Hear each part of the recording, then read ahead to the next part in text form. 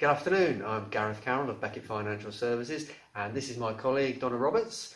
This afternoon we're just going to run through a quick issue that we sometimes come across with our clients. It's on medical insurance, where you employ a new employee and they've got cover with the former employer and you want to transfer that into your scheme.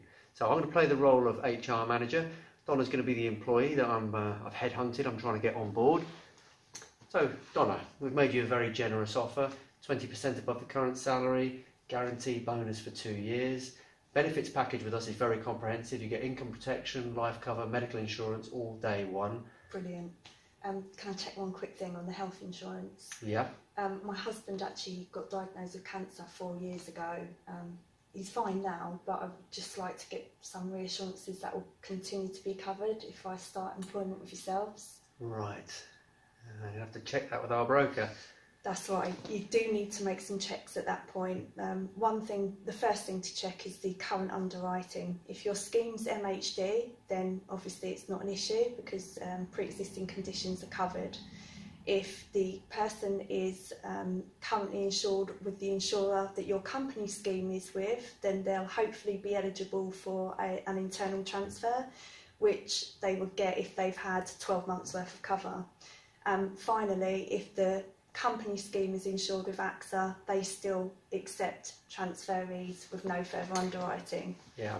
In the past, all insurers used to accept people that have been through underwriting. So if somebody had been underwritten and they changed employment, they could just present a copy of their certificate to the new employer and then they could just be sort of put into the group scheme with no further questions. These days, though, insurers have brought in reduced medical underwriting where they have to answer about 4 or 5 questions. But if they sort of declare that they've got a dependent who's had cancer a few years ago, that is likely to be excluded.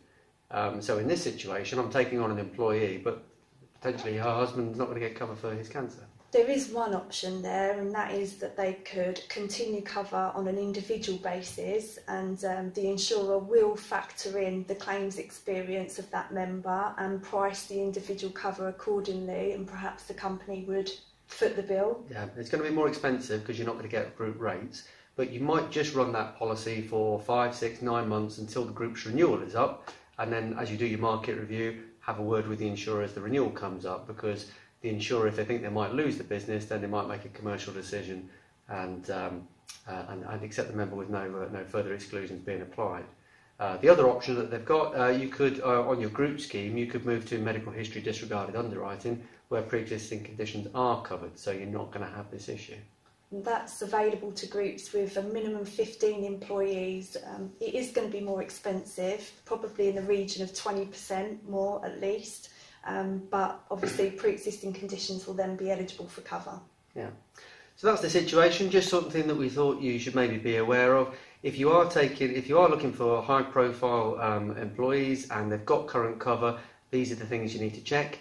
If you want to talk to us about it, we'd love to hear from you. Just drop us a line. And that's us for this afternoon.